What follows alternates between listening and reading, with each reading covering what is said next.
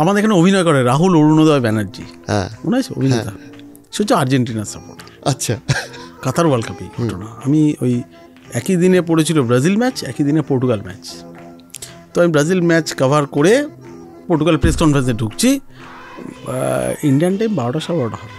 রাহুলের ফোন আমাকে, রাহুলের ফোন, আমার এখনও ওকে ব্লক করা, অভিযোগ জানাবো ঠিক করেছিলাম ইনফ্যাক্ট।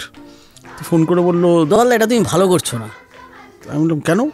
না তুমি আর্জেন্টিনাদের নিচু করছো, আর্জেন্টাইনদের নিচু করছো, তুমি ব্রাজিলের সাপোর্টার তো, ব্রাজিল হেরে গেছে, তুমি নিচু করছো ওটা।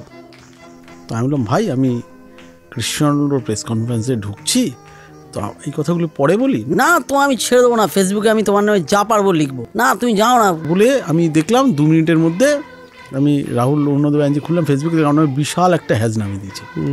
তো আমি পরের দিন কয়েকজন অভিনেতাকে ফোন করলাম ওখান থেকে, যে কি করা যায়, ও তো এরকমভাবে অসভ্যতামি করছে, আমি কি কোথাও রিপোর্ট করবো বা করবো, তাই ব্লক করে না। আমায় হুমকি দিল যে তুমি যদি প্রতিদিনে থাকো আমি আর প্রতিদিনে লিখবই না। আমি এর উত্তর কী দেবো?